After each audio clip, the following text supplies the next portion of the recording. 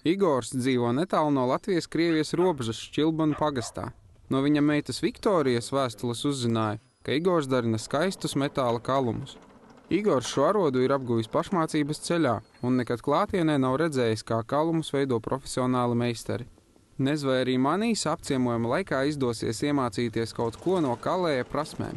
Может быть, насчет этого всего аппарата, что я делаю на данный момент? Это аппарат для того, чтобы воздух, лучше горел уголь. Это такой же, как в фильмах показывали, да, что нажимаете? Это вообще очень старое, да. Но это чуть-чуть помоложе. Да.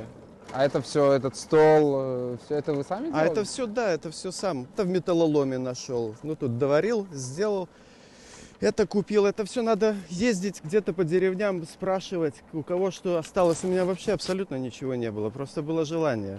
Вы по каким-то книжкам смотрели, как это все делается? Это в интернете для меня брат нашел, где это все есть. Я там плохо понимаю, не ориентируюсь, и дома его нету, интернета. Уже можно и что-то начать. Молоток тяжелый?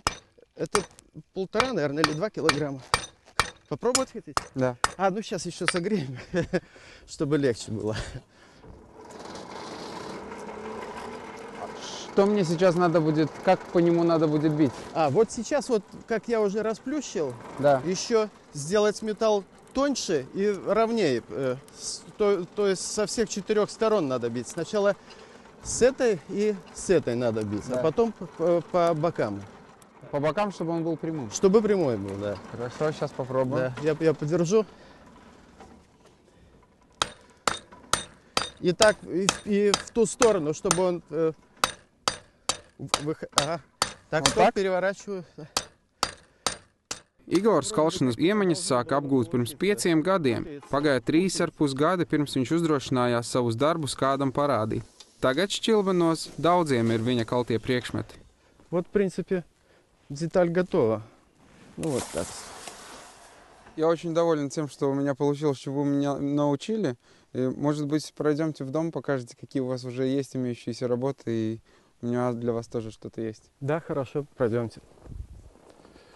Igora meita vēstulē raksta, ka ar datoru palīdzību tēvs varētu pastāstīt par saviem neticami skaistajiem darinājumiem citiem un pilnveidot savu kalšanas prasmi. Вот ваш новый компьютер.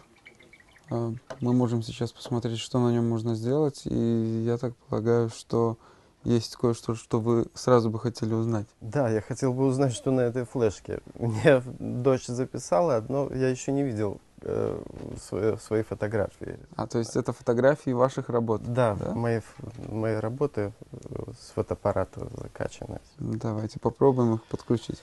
Чтобы посмотреть на те фотографии, которые записаны на такой памяти, которая называется флеш, то для этого есть сбоку, как видите, место, куда его можно подключить. Компьютер сразу понял, что мы подключили к нему новую память и предлагает варианты, что мы можем сделать. Чтобы эти фотографии сохранить на компьютере, чтобы могли просматривать не только, когда вставляете флешку, нужно сделать следующее. Может быть, возьмите вы, я просто буду говорить, что делать, вы попробуйте сами. Берем обратно это окно и правой кнопочкой, то есть на мышке нажимаем на папку, где находятся ваши фотографии. Нажимаем «Копировать».